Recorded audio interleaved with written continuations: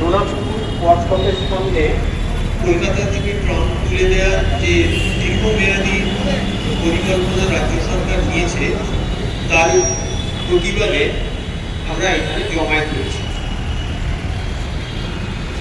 আমরা এখানে দুপুর 2টো থেকে আছি এবং বিভিন্ন বক্তারা তাদের কথা বলেছেন। স্কুল চলাকালীন অসুবিধার জন্য আমরা 4:30 5টা পর্যন্ত ইলেকট্রিক মাইক ব্যবহার করিনি। বর্তমানে সব ছুটি হয়ে যাওয়াতে সেই অসুবিধা নেই, ফলে আমরা ইলেকট্রিক মাইক ব্যবহার করছি। আমাদের এখানে অনেকেই আছেন যারা ট্রাম সম্বন্ধে যথেষ্ট আগ্রহী এবং ওয়াকিবহাল। তা আমাদের যারা সদস্য আছেন তার মধ্যে প্রথমে শুভাশিস রায় মহাশয়কে আমি আহ্বান করছি আমাদের বলার জন্য। উনি ইন্ডিয়ান রেলওয়েজের লোকোমোটিভ অপারেটর ছিলেন। আগে এখানে নোনাপুকুর ওয়ার্কশপে কাজ করেছেন এবং ট্রামের কন্ট্রাক্টর হিসেবেও কাজ করেছেন, ফলে ট্রাম সম্বন্ধে খুব ভালোভাবে জানেন। আর নোনাপুকুর ওয়ার্কশপে যেহেতু তিনি কর্মরত ছিলেন, তাই এখানকার যে বিভিন্ন দপ্তর তাদের ভালো অভিজ্ঞতা এইগুলো তিনি নিখুঁতভাবে দেখেছেন এবং বর্তমান কী পরিস্থিতি একেবারে বিধ্বংসী অবস্থা রয়েছে সেটা উনি ব্যাখ্যা করতে পারেন। সেই জন্য আমি প্রথমে শুভাশিস বাবুকে আহ্বান করছি যে উনি এসে যেন বর্তমান পরিস্থিতিটা নিয়ে আমাদের বলেন। আমি আনন্দের সঙ্গে ঘোষণা করছি যে প্রখ্যাত পরিবেশবিদ প্রদীপ দত্ত মহাশয় তিনি আমাদের মধ্যে এসে উপস্থিত হয়েছেন। আমরা যারা দীর্ঘদিন ধরে গ্রামের দাবিতে পরিবেশ বান্ধব দূষণমুক্ত যান হিসেবে গ্রামের রেস্টোরেশন চাইছি, সেই আন্দোলনে মাননীয় প্রদীপবাবু আসাতে আমাদের এই আন্দোলন আরও বেশি জোরদার হবে বলে আমি আশা করি। এখন বলছেন শুভাশিস রায়। নমস্কার। ক্যালকাটা ট্রাম ইউজার্স অ্যাসোসিয়েশনের যারা নেতৃত্ব স্থানে যারা রয়েছেন এবং যারা সদস্য এখানে উপস্থিত আছেন বা সদস্য এবং যারা গুণীজন ব্যক্তি যারা এসেছেন তাদের প্রত্যেককে আমি ক্যালকাটা ট্রাম ইউজার্স অ্যাসোসিয়েশনের তরফ থেকে এবং পথচলতি মানুষ যারা আছেন প্রত্যেককে জানাই আন্তরিক অভিনন্দন ও শুভেচ্ছা। আপনারা জানেন যে বেশ কিছুদিন ধরে এটা চলছে যে আমরা 2016 সাল থেকে কলকাতার বুকে ট্রামকে ধরে রাখবার জন্য যে আন্দোলন করছি, এই আন্দোলনের জন্য কিন্তু আমরা আজকেও এখানে নোনাপুকুর ওয়ার্কশপের সামনে গণ অবস্থানে এসেছি। দুপুর 2টো থেকে আমরা বসে আছি। আমরা হয়তো মাইকটা চালু করতে পারিনি বা শুরু করতে পারিনি, তার কারণ আমাদের প্রেসিডেন্ট দেবাশিস বাবু বলেছেন, স্যার বলেছেন। কিন্তু আমরা যে জায়গাটায় যেতে চাইছি, যে কলকাতার বুকের থেকে যেভাবে আগে ট্রাম চলতো কলকাতা উত্তর থেকে দক্ষিণ এবং দক্ষিণ থেকে উত্তর, সেই ট্রামকে বর্তমান সরকার তুলে দেওয়ার যে একটা প্রচেষ্টা চালাচ্ছে, ক্যালকাটা ট্রাম ইউজার্স অ্যাসোসিয়েশন তার ধিক্কার জানায় এবং প্রতিবাদ করে। এই প্রতিবাদের জন্য আমরা দীর্ঘদিন ধরে বিভিন্ন জায়গায় পথসভা করেছি, পথ মিছিল করেছি, আজকে গণ অবস্থানে গিয়েছি এবং সরকারের সঙ্গে আমরা নানা রকম ভাবে আবেদন করেছি কলকাতার বুকে ট্রামকে ধরে রাখবার জন্য। কলকাতার বুকে ট্রামকে ধরে রাখবার জন্য আবেদন করার মূল কারণ হচ্ছে, সেটা খুব সহজে আমি পরে ব্যাখ্যা করব, কিন্তু আমি একটা কথা বলতে চাই যে কলকাতার ক্যালকাটা ট্রাম কোম্পানিতে আমি একটা সময় এখানে কাজ করছি এই নোনাপুকুর ওয়ার্কশপে। সেটা 83 সালের কথা বলছি, 82-83 সাল। তখন এখানে যে যতগুলো ডিপার্টমেন্ট ছিল সব ডিপার্টমেন্টগুলো আজকে ধূলিসাৎ হয়ে গেছে, শ্মশান হয়ে গিয়েছে। আমি যখন এখানে 8টার সময় এসে ঢুকতাম টিকিটটাকে পাঞ্চ করে, তখন সেই গন্ধম করতো ওয়ার্কশপের ভেতরে। এবং এই যে আমার পেছনে যে ওয়ার্কশপটা রয়েছে এটাকে 12 নম্বর শেড বলা হয়। এই 12 নম্বর শেডের সকাল 9টা থেকে যে কাজ হতো, যে মেশিনপত্র চলতো প্রত্যেকটা নোনাপুকুর ওয়ার্কশপে এ মাথা থেকে ও মাথা পর্যন্ত যে মেশিনের আওয়াজ হতো, সে আওয়াজ দুপুর 1:30 অব্দি হতো। 2টার সময় টিফিন, আবার 3টা থেকে শুরু হতো 4:30 অব্দি। এখন 10টার সময় গিয়ে দেখি আওয়াজ নেই, পুরো শ্মশান হয়ে গিয়েছে। আমার আইডিয়াতে মনে হয় তখন 3000-3500 কর্মী নোনাপুকুর ওয়ার্কশপে কাজ করতে। এটা গল্প নয়, এটা ঘটনা। আজকে 4 জন লোক খুঁজে পাওয়া যায় না নোনাপুকুর ওয়ার্কশপে। আজকে হাল কেন হলো? আজকে আপনারা জানেন যে রাস্তায় যে ট্রামগুলো চলছে, ট্রাম যেটা নেটওয়ার্ক, একটা যে সুন্দর পরিস্থিতি ছিল। আমি ডিপার্টমেন্টে কাজ করেছি, ট্রাফিক ডিপার্টমেন্টে কাজ করে গেছি। আমি নোনাপুকুর ওয়ার্কশপে যখন ছিলাম, এখান থেকে যাওয়ার পরে আমি ট্রাফিক ডিপার্টমেন্টে কন্ডাক্টরের চাকরি পেয়েছিলাম পার্ক সার্কাসে। তখন যে ট্রাফিক যে সিস্টেম ছিল, এখন সে ট্রাফিক সিস্টেম কোথায়? আপনারা এখন সিল্কের টুপি দিয়ে কোন ইন্সপেক্টরকে দেখতে পারেন? আপনারা কোন ডিআই কে লাল ব্যাচ পরা টুপির মধ্যে লাল সিম্বল লাগানো সিটিসি ডিআই কে ডিস্ট্রিক্ট ইন্সপেক্টরকে দেখতে পারেন? আপনারা ক্যাপের মধ্যে লাল সিম্বল জমাদার যাকে বলা হয়, জমাদার কিন্তু ল্যাট্রিন পরিষ্কার করার ডেজিগনেশন নয়। এই জমাদার হচ্ছে ড্রাইভার থেকে প্রমোশন পেয়ে যায়, তাকে বলে জমাদার বলা হয়। কোথায় তারা? কোথায় আজকে? আজকে কোনো ইন্সপেক্টর দেখা যায় না, কোনো জমাদার দেখা যায় না। আজকে ট্রাম কন্ডাক্টরের ড্রেস দেখে আমি হাসি যে নীল প্যান্ট আর নীল জামা পরিয়ে তাদের চলে। কারণ জামা থাকে তো প্যান্ট থাকে না, প্যান্ট থাকে তো জামা থাকে না, কালারের কোনো বালাই নেই। আর আমাদের সময় সেই খাকি প্যান্ট, খাকি জামা এবং ঘাড়ে ব্যাগ নিয়ে রেডি হয়ে এলে তারপর ডিউটি দিত। কোথায় গেল সেই ইনফ্রাস্ট্রাকচার? নষ্ট করে দিল। কারা নষ্ট করলো ইনফ্রাস্ট্রাকচারটাকে? আমরা একটু জবাব চাই। কেন কলকাতা থেকে ট্রামকে দিনের পর দিন আজকে ধূলিসাৎ করে মাত্র 3টে রুটের ট্রাম চলে, তাও 24/29 ট্রামটাকে বন্ধ রেখেছে? আমরা আশাবাদী, আমরা বিশ্বাস করি বলে ক্যালকাটা ট্রানজিট অ্যাসোসিয়েশন রয়েছে। আমাদের কিছু কথা হয়েছে, 24/29 আজকে 9 মাসে বন্ধ রেখেছে। তারা ওখানে টেন্ডার দেখেছে মুদিয়ালি থেকে সমস্যার জন্য, আমি মেনে নিচ্ছি। কিন্তু আমরা যখন ট্রামে কাজ করেছি তখন যদি কোনো পাইপ লাইন ভেঙে যেত, যদি কোনো জায়গায় ট্র্যাক বসে যেত, সেইটাকে টেম্পোরারি করে দিয়ে ট্রামকে চালু করতে রাতের বেলায় সেই কাজ করতো। এই এত 3 মাস 4 মাস 9 মাস 1 বছর 2 বছর ধরে টেন্ডারের জন্য বসে থাকতো না। আমি এখানে দায়িত্ব নিয়ে কথাটা বলে যাচ্ছি। সেই দিন কেন আজকে টেন্ডার নিতে আজকে 9 মাস 1 বছর লেগে যাচ্ছে? তার উত্তর দিতে হবে সরকারকে। আজকে তারা টাল বাহানা করছে, 24/29কে বন্ধ রাখতে চাইছে। আমরা আশাবাদী, আমরা বিশ্বাস করি সরকার যাই করুক তারা আমাদের কথা দিয়েছে, তারা টেন্ডার ডাকছে। যদি টেন্ডার ফলপ্রসূ হয়, আমরা বিশ্বাস করবো 24/29 মুদিয়ালি ওখান থেকে ট্রামটাকে তারা চালু করবে। আর 2টো রুটের ট্রাম চলছে। 5 নম্বর শ্যামবাজার টু ধর্মতলা, আরেকটি 25 নম্বর রুট গড়িয়াহাট ডিপো থেকে চলছে, ওটা ধর্মতলা। 25 কিন্তু গড়িয়াহাট ডিপোর ট্রাম নয়, 25 হচ্ছে বালিগঞ্জ টার্মিনাস স্টেশন সংলগ্ন যেখানে রয়েছে টার্মিনাস, ওইখান থেকে 25 নম্বর ছাড়তো। আজকে কেন এখানে নিয়ে এলো? ওই গড়িয়াহাট বলে পিচ ঢেলে দিয়েছে, ওখানে সমস্যার সমাধান ওরা এইভাবে করেছে যে ওখান থেকে কোনো ট্রাম যাবে না। ওইটাকে যদি করে দেয় তাহলে ওইখান থেকে 25 নম্বর চালু হয়, বালিগঞ্জ টার্মিনাস থেকে সরাসরি ধর্মতলা চলে যেতে পারে এবং 5 টাকা সে 21 নম্বর 22 নম্বর রুটের ট্রামকে 22 টাকা চালু করতে পারে, যে 22 নম্বর রুটের ট্রামটা 5 টাকা টু ডালহৌসি যেত। আমি এই রুটে বেশি কাজ করতাম। ওই ট্রামটি পার্ক সার্কাস থেকে বেরিয়ে এই নোনাপুকুর ওয়ার্কশপে লেফট হ্যান্ড ধরে রয় স্ট্রিট কিদয় রোড হয়ে ওয়েলেসলি হয়ে মৌলালি ওয়েলিংটন হয়ে ধর্মতলা ডালহৌসি চলে যেত। আজকে কি করছে পার্ক সার্কাসের মুখটায়? মা ফ্লাইওভারে ওখানে সামান্য একটা খুঁত করে রেখেছে যাতে গাড়িটা চলতে না পারে। ওখানে যদি ট্রাম লাইনে থেকে যদি রেলিংটাকে একটু ডান দিকে চেপে দেয়, আমরা দেখে এসেছি, আমি নিজে দেখেছি, দাঁড়িয়ে ইন্সপেকশন করেছি, নিজেই করেছি।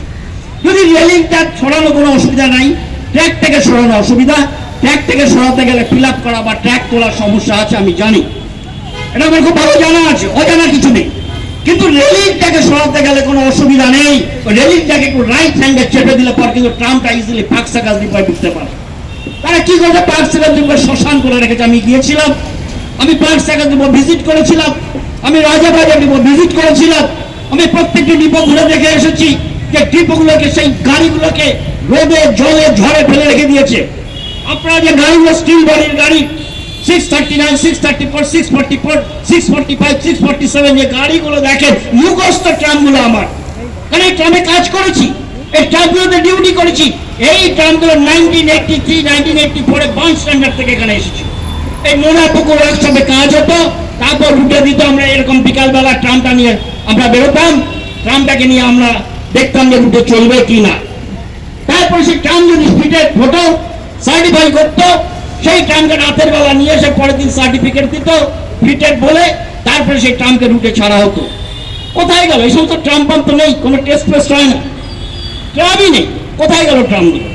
এরা ট্রামগুলো তুলে দিতে চাইছে, তার কারণ হচ্ছে যে জমিগুলো রয়েছে এই সরকার সেই জমিগুলোকে অধিগ্রহণ করতে চাইছে, এখানে ইন্টারেস্ট আছে।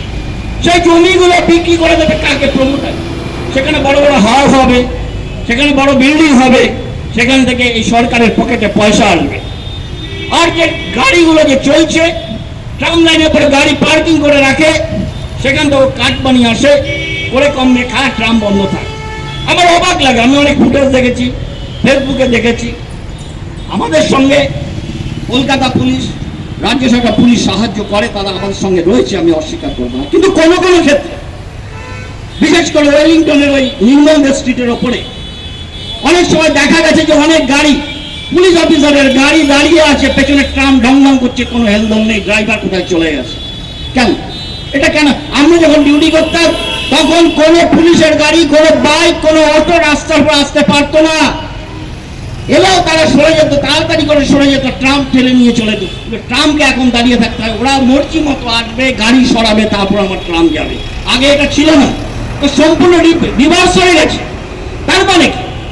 তার মানে হচ্ছে সরকার তাদের শিক্ষা দিয়েছে, সরকার তাদের জানান দিয়েছে, ট্রাম ট্র্যাকের উপরে গাড়ি রেখে পার্কিং করে তোমরা বাজার করতে যাও, তোমাদের কেউ বাধা দেবে না, তোমরা ঘুরতে যাও, তোমরা মিলেনিয়াম পার্কে যাও, জাহান্নামে যাও, ট্রাম লাইনে তোমার গাড়ি পার্কিং করে যেও, ট্রাম চলুক না চলুক আমার হেলদোল নেই।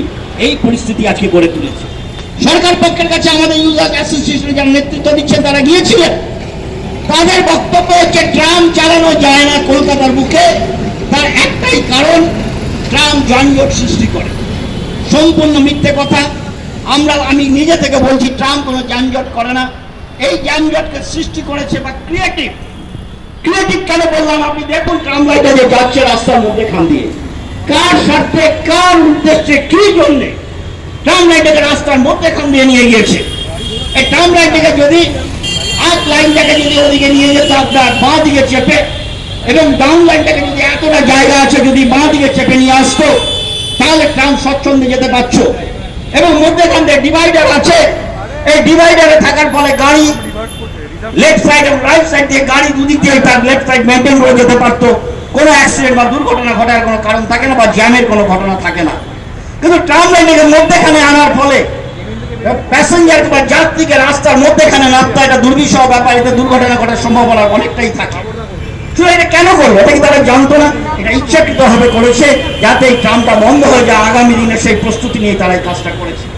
তাহলে ট্রাম যে জ্যাম করে না, এটা ঘটনা, দুর্ঘটনা ঘটে না, এটাও ঘটনা। তারা বলছে ট্রাম স্লো, এত স্লো ট্রাম, কলকাতা ফাস্টার। এখন মানুষ দ্রুততার সঙ্গে এগিয়ে যাচ্ছে, হোঁচট কেউ করছে, তাও শিক্ষা হচ্ছে না। কিন্তু ট্রাম যে স্লথ নয়, ট্রাম যে ধীর গতি সম্পূর্ণ যান নয়, এর প্রমাণ হচ্ছে ট্রামের গতি হচ্ছে 40 থেকে 50 কিলোমিটার পার ঘন্টা। আমি নিজে বলছি, ট্রাম নিজে আমি যখন চালিয়েছি, একসময় আমি কন্ডাক্টর ছিলাম, কিন্তু ট্রাম চালাতাম, আমি জানি ট্রাম চালাতে। এই ট্রামের ঘাট বাড়িয়ে স্পিড 40 থেকে 50-এ নিয়ে যাওয়া যায়। যখন আমরা রাত্রেবেলায় ডিউটি করতাম 9টার পরে, আমরা তখন ওই লেলিন সরবরাহ দিয়ে ট্রামটাকে 40-50-এ নিয়ে আসতাম আপ টু ওয়েলিংটন। এবং ওয়েলিংটনে কিদোয়াইলিতে একটু স্লো হতো। এবং এই নোনাপুকুর থেকে, আমি বলছি নোনাপুকুর জাংশন মোড় থেকে ট্রামটাকে মল্লিক বাজার অব্দি আমরা 40-এ নিয়ে যেতাম ট্রাম। আমি নিজে চালিয়েছি 40 স্পিডে নিয়ে গেছি। আর যে ট্রামটা 26 নম্বর একটা রুট বেরোতো পার্ক সার্কাস থেকে, যখন পার্ক সার্কাস থেকে বেরোতাম, বেরোনোর পরে কড়িয়া থানাটা ক্রস করার পরে বান্ডেল গেট থেকে ট্রামটাকে টেনে নিয়ে যেতাম বালিগঞ্জ অব্দি, তখনও 40-50-এ টানতাম। তখন তো আলাদা একটা ট্র্যাক ছিল। ট্রামের গতি সম্পন্ন ট্রাম। কে বলে ট্রাম স্লো? এরা ইচ্ছাকৃতভাবে স্লো মানুষের মধ্যে ঢুকিয়ে দিচ্ছে। এই ট্রামকে চালু করতে হবে। ট্রামের স্বচ্ছন্দ বোধ করে মানুষ যাতায়াতের ফলে। কিসের স্বচ্ছন্দ বোধ করে?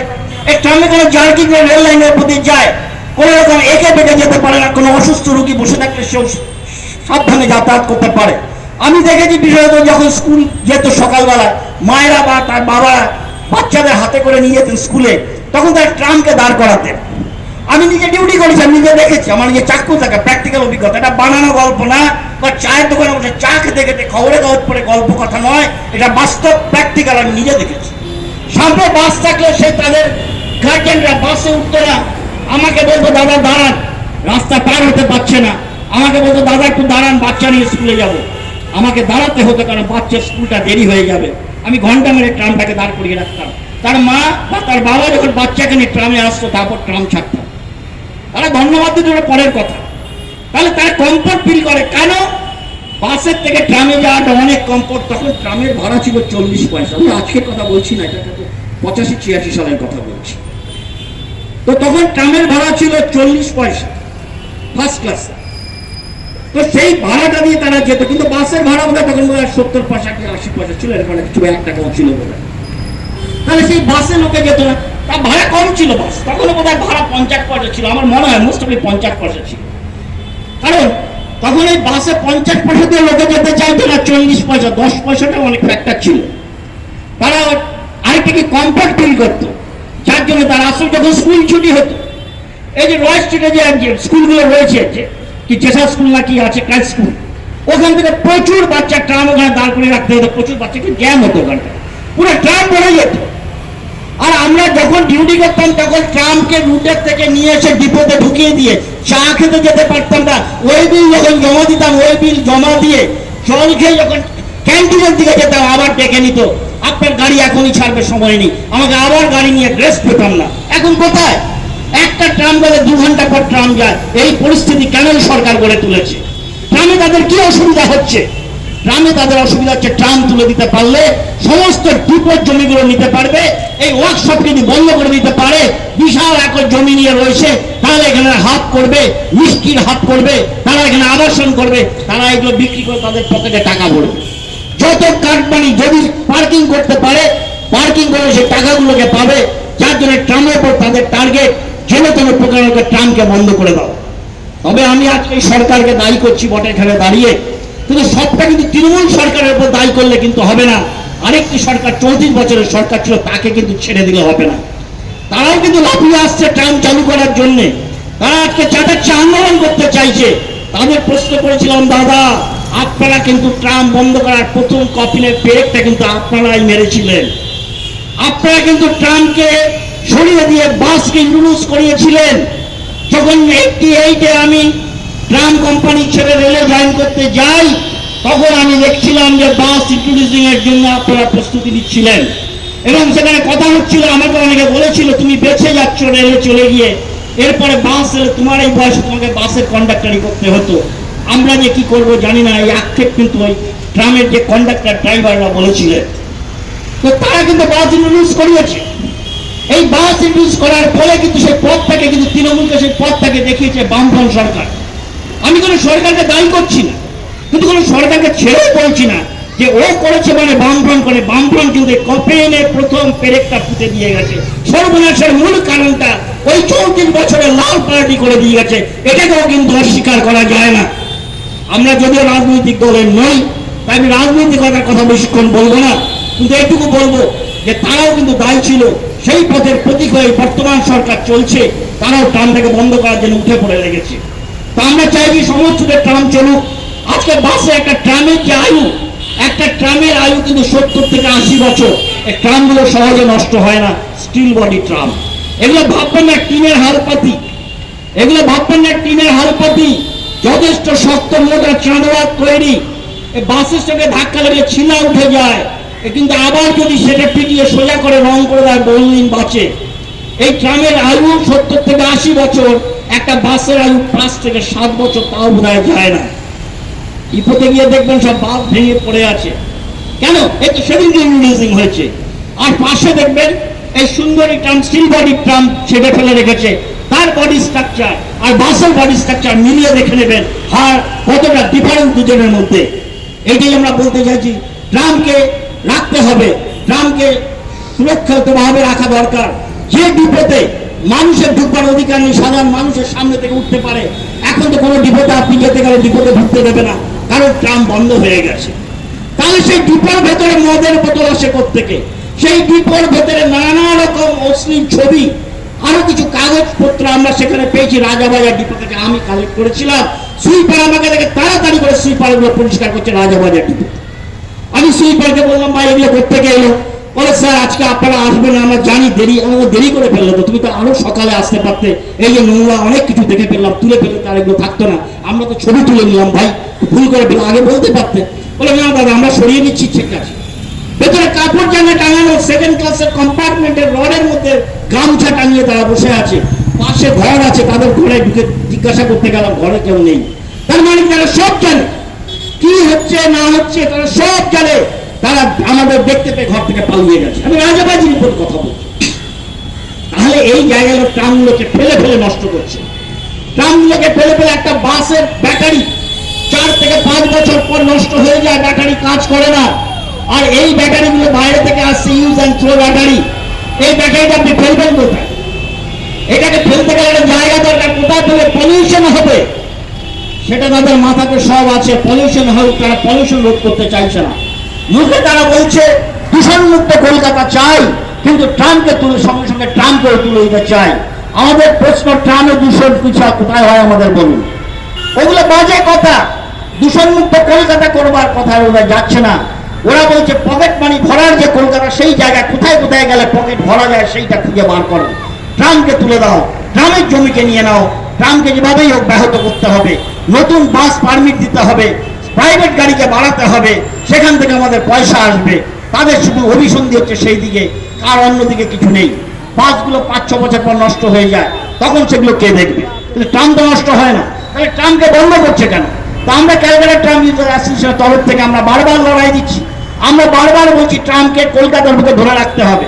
আমরা শুধু এই কথাটাই বলছি না, মানুষের সুবিধা হবে, যাতায়াতের সুবিধা হবে, এ তো হবেই, এ তো হবেই। কিন্তু আরেকটা বড় প্রশ্ন আছে, সেটা নিয়ে আমরা কিন্তু ভাবছি না। তো আমি বারবার ভাবি, আমি বারবার প্রত্যেকটা জায়গায় একই কথা বলে বেড়াই। এই ট্রাম থাকলে পরে মানুষের চাকরি হবে, শিল্প থাকলে চাকরি হবে। কলকাতার বুকে, বাংলার বুকে তো বেকার ঘুরে বেড়াবে না। প্রত্যেকের চাকরির একটা জায়গা হবে। ওই 2000 টাকা দিয়ে হবে না, সিভিল ভলেন্টিয়ার দিয়ে হবে না। পার্মানেন্ট চাকরি কলকাতার বুকে ক্যালকাটা ট্রামস কোম্পানির পুনঃপ্রতিষ্ঠিত করে, সেখানে বহু লোকের চাকরি হবে। সিভিক ভলেন্টিয়ারদের আপনি টাকা দিচ্ছেন, কত টাকা দিচ্ছেন? তাদের কি আপনি গ্যারান্টি দিচ্ছেন? তাদের জীবনের কি দিচ্ছেন? নাথিং, কিছু দিচ্ছেন না। তারা শুধু ওই সিভিক ভলেন্টিয়ার করছে, মার্কেটে সামথিং। তাদের কোনো জীবনের ঝুঁকি আছে? তাদের কি আছে তাদের জীবনে? তাদের লাইফ শেষ করে দিচ্ছেন। সেই সিভিক ভলেন্টিয়ারকে নিয়ে যদি আপনি ক্যালকাটা ট্রামস কোম্পানিতে একটা জায়গায় চাকরি দেন, যদি প্রত্যেকটি ডিপোকে যদি খুলে দেন, প্রত্যেকটি জায়গায় যদি কলকাতার যদি ট্রাম চালাতে পারেন, সেই জলের মতো বিস্তার করতে পারেন যে ট্রাম আমরা কলকাতার বুকে দেখেছিলাম, তাহলে বহু লোকের চাকরি হবে। বহু ছেলে মেয়ে, যুবক যুবতী চাকরি পেয়ে তাদের কর্মসংস্থান হলে তাদের পরিবার বাঁচবে। এই জায়গাটাকে ভাবতে হবে। প্রত্যেকটি শিল্পকে, আপনি শিল্প আনতে বাইরে যাচ্ছেন, শিল্পের কথা ভাবছেন, কিন্তু তা নয় আপনি মুখে বলছেন আপনি শিল্পকে ধ্বংস করছেন। শিল্প করবার যদি মানসিকতা থেকে থাকে, তাহলে আপনি এই ডিপোগুলোকে ওপেন করুন, আপনি ওয়ার্কশপের ব্যবস্থা নিন। কেন আজকে এগুলো এই অবস্থায় পড়ে থাকবে? ট্রাম লাইনকে ধারে নিয়ে যান। এখনো বলছি ট্রাম লাইন ধারে নিয়ে গেলে, মধ্যখান থেকে ধারে নিয়ে গেলে পর কিন্তু আপনার ট্রামের গতি আরো বাড়বে, মানুষ স্বচ্ছন্দে যাতায়াত করতে পারবে। এবং আজকে এই যে ডিপোর ভেতরে যেটা বলছিলাম, আমরা ওখান থেকে সরে গিয়েছিলাম। ডিপোর ভেতরে যে কতগুলো ডিপার্টমেন্ট আছে আমি বলে শেষ করতে পারবো না। ওখানে আর্মেচার সেকশন থেকে শুরু করে, মোটর সেকশন থেকে শুরু করে, ওখানে ফ্যান সেকশন থেকে শুরু করে, ওয়েল্ডিং, মোল্ডিং, ব্ল্যাকস্মিথি শপ, লাইটিং ডিপার্টমেন্টের শপ, এবং সেখানে controller shop, AC breaker shop, এতগুলো শপ আছে, আরো সব বলতে পারলাম না, আরো রয়েছে সব। সেখানে ক্যারেজ সেকশন রয়েছে, রেনোভেশন সেকশন রয়েছে, হুইল সেকশন রয়েছে, ট্রলি সেকশন রয়েছে, আরে প্রচুর সেকশন, প্রচুর সেকশন। আমি যে করে সেকশনে বললাম, এই সেকশনগুলোতে যদি 50 জন করে যদি কর্মী নেয়, তাহলে আপনি হিসাব করুন কতগুলো লোকের চাকরি হতে পারে। তাহলে সেই সদুত্তর কিন্তু আর দিতে পারছে না। তারা মানুষের, বাংলার যে ছেলে মেয়েরা, যে যুবক যুবতীরা পাশ করে বেরোচ্ছে, তারা কিন্তু বেকার হয়ে রাস্তায় ঘুরে বেড়াচ্ছে। তাদের বলছে তোমরা র্যাপিড চালাও, তাদের বলছে তোমরা অটো চালাও, রাস্তায় অটো রেখে রাস্তা ব্লক করে অটো রাখো, তাদের বলছে তোমরা এইভাবে পার্কিং করো, ওখান থেকে টাকা তুলে নাও। কিন্তু তাদের বলছে না তোমাদের জীবনের গ্যারেন্টি নিতে হবে, তোমাদের পরিবারের গ্যারেন্টি নিতে হবে, তোমরা স্বচ্ছন্দে চাকরি করো, সুস্থভাবে চাকরি করো। আমি প্রত্যেকটি ডিপ খুলে দিচ্ছি, প্রত্যেকটি রুট খুলে দিচ্ছি, মানুষ যাদের চাকরি পায় ট্রামকে আবার তুলে নিয়ে আসে। আজকে ডবল ডেকার বাস নেই। এই রুট দিয়ে ডবল ডেকার বাস যেত, 16 নম্বর বাস। এই বাসে থেকে নোনাপুর ওয়ার্কশপ থেকে বেরিয়ে 16 নম্বর বাসে ডবল ডেকারে উঠে আমি শিয়ালদা যেতাম, সে উঠে গেছে। 8 নম্বর বাস ওইখান দিয়ে যেত, রয়্যাল স্ট্রিট দিয়ে যেত। 8 নম্বর বাসও নেই, লাল বাস উঠে গেছে।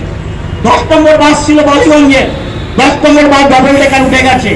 গড়িয়াতে যেত 5 নম্বর, 6 নম্বর, সেই ডবল ডেকার লাল বাস উঠে গেছে। এই বাস কিন্তু দেখা যাচ্ছে না, টুবি বালিগঞ্জের টুবি বাস উঠে গেছে। এল লাইন ব্যারাকপুর থেকে ধর্মতলা এল লাইন উঠে গেছে। তাহলে আজকের প্রজন্ম, আজকে প্রজন্মকে যখন ডবল ডেকারের বাসের কথা বলা হয়, তারা হাঁ করে তাকিয়ে শোনে ডবল ডেকার বাসটা কি। তারা জানে না, আমি সঙ্গে ফেসবুকে হঠাৎ একটা ডবল ডেকার বাসের একটা ছবি পেয়ে আমি স্ক্রিনশট দিয়ে রেখে দিয়েছি, এটা লাগবে, এটা দেখতে পাবো না। এই একদিন ট্রামটা যাও, আমরা 2-4টে ট্রাম দেখছি। এই ক্যালকাটা ট্রাম অ্যাসোসিয়েশনের প্রতিবাদ বা আন্দোলনের ফলে যে কটা ট্রাম আপনারা দেখতে পাচ্ছেন, এই ট্রামটাও আগামী দিনে বন্ধ হয়ে যাবে যদি আপনারা সাধারণ যারা নাগরিক আছেন, কলকাতায় যারা বসবাস করছেন, তারা যদি, আমরাও সাধারণ, আমরা অসাধারণ কিছু নেই, কিন্তু আমরা আন্দোলন করছি, আমরা ট্রামকে রাখবার জন্য ক্যালকাটা ট্রাম ইউনিভার্সিটি লড়াই করছে, আপনারা আমাদের সঙ্গে লড়াইয়ে সামিল হন। এটা আমার একার আওয়াজ নয়, এটা ক্যালকাটা ট্রাম ইউনিভার্স অ্যাসোসিয়েশন একার আওয়াজ নয়, এটা আমার, আপনাদের প্রত্যেকের ঘর ঘর থেকে আওয়াজ উঠুক। এই আওয়াজটাই উঠুক যে কলকাতায় ট্রাম চাই, কলকাতায় ট্রামকে আমরা রুখবো, ট্রামকে রাখতে দেবো। ট্রামে অনেক ব্যবসায়ীরা রয়েছে, আমার কলেজ থেকে আমরা পথসভা করেছিলাম, ওই বইয়ের দোকান থেকে বলছিল দাদা বই আনতে পারি না, খুব কষ্ট হয়, বাসে করে আনলে অনেক ভাড়া দিতে হয়, ট্রামে এগুলো ভাড়া দিতে হয় না। ঘটনা, অনেকে মালপত্র নিয়ে খিদে পড়ে গেছি, কতগুলো ঘটনা বললো, এগুলো টুকরো টুকরো ঘটনা এত মনে রাখা যায় না। খিদিরপুরে যখন গেছিলাম, ওখানকার লোকেরা কাঁদছে, রীতিমতো চোখ দিয়ে জল পড়ছে, বিশ্বাস করতে পারবেন না, আমাদেরই কষ্ট হচ্ছে। কেন চোখ দিয়ে জল পড়ছে? খিদিরপুর হচ্ছে কলকাতার একদম সাউথ এন্ড, সেখান থেকে একটাই তাদের গণমাধ্যম ছিল ট্রাম, 36 নম্বর ট্রাম, সেই ট্রামটাকে বন্ধ করে দিয়েছে। তারা ওখানে বলছে যে ব্যবসায়ের ক্ষেত্রে বা আমাদের ধর্মতলা সেন্টারে যেতে হয়, ধর্মতলা যেতে গেলে এখন আমাদের বাসে বা উবেরে গাড়ি ভাড়া করে যেতে হয়, আমাদের অনেক পয়সা লাগে, ট্রামে করে গেলে এত লাগতো না, আপনার ট্রামটা তারা চালু করুন। তার থেকেও আরো কষ্টের কথা, যেগুলো নাকি 10 বছর 12 বছরের ছেলে বা মেয়েগুলো ময়দানে ফুটবল কোচিং এ আসে, সে বাচ্চাগুলোকে দেখবেন আপনার চোখের জল পড়বে, আপনি দাঁড়িয়ে থাকবেন, শুধু টপ টপ করে জল পড়বে।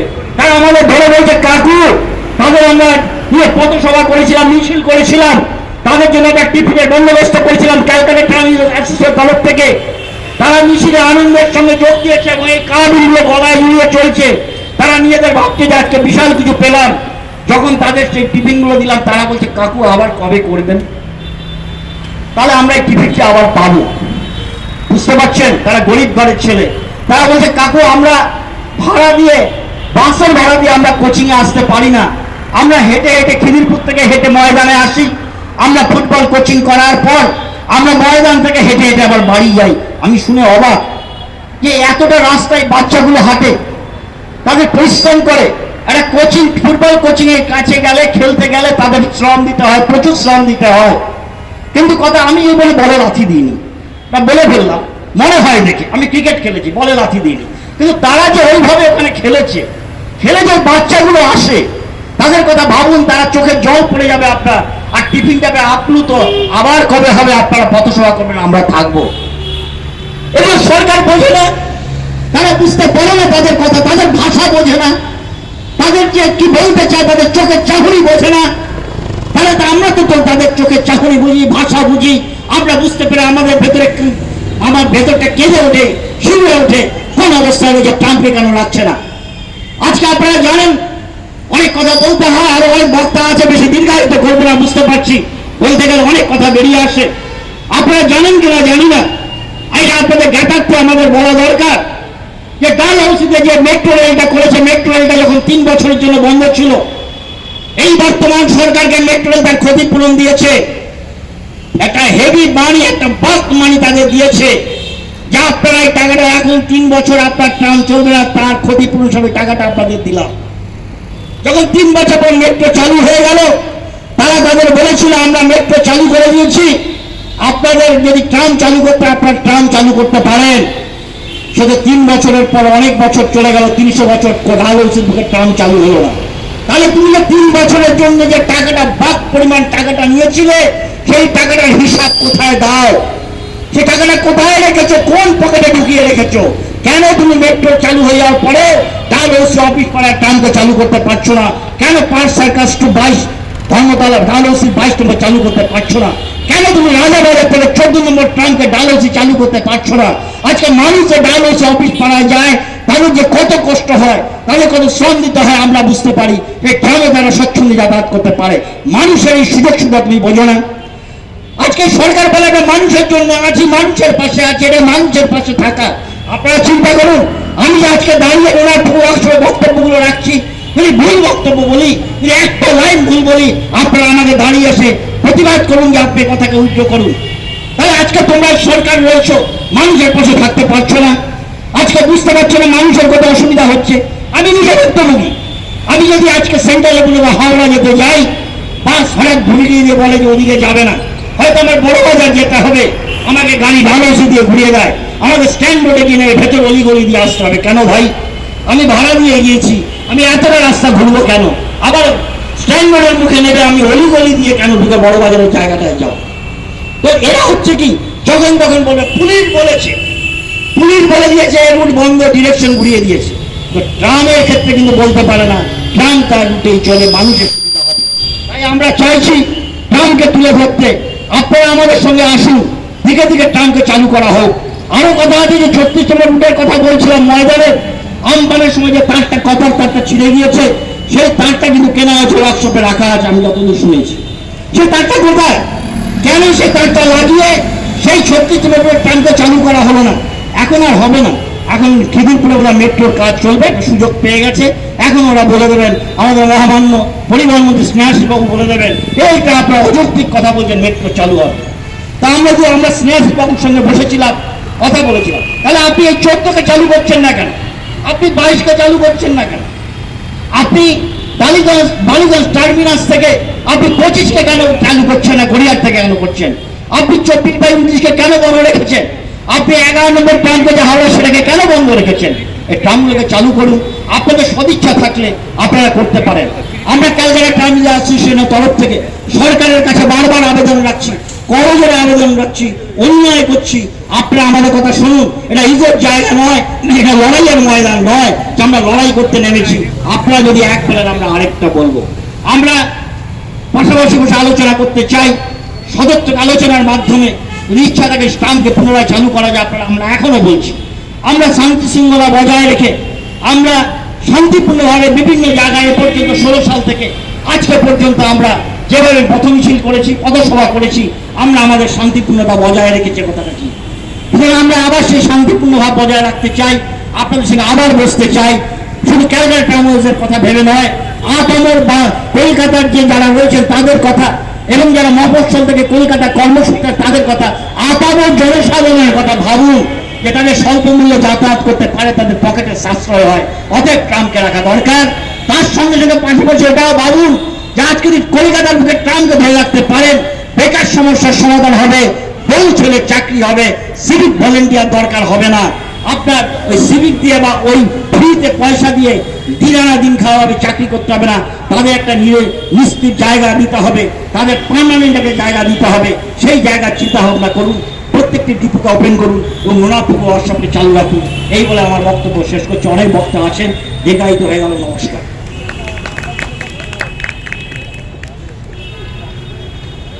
ধন্যবাদ সুভাষিস বাবুকে। কিন্তু এখানে কাজ করেছেন, নিজের চোখে সব দেখেছেন, ফলে তার কথা বলাটা অনেকটা ছবির মতো পরিষ্কার। আমাদের পরবর্তী বক্তা খিদিরপুর থেকে এসছেন আব্দুল কালাম সাহেব। আমি তাকে তার অভিজ্ঞতা এবং ট্রাম সম্বন্ধে আমি বলবার জন্য অনুরোধ করছি।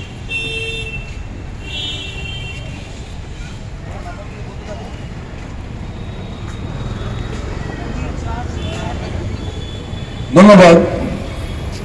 এখানে সকলে যারা উপস্থিত আছেন, ট্রাম ইউএস অ্যাসোসিয়েশনের পক্ষ থেকে, আর মঞ্চে উপস্থিত দেবাশিস ভট্টাচার্য মহাশয়,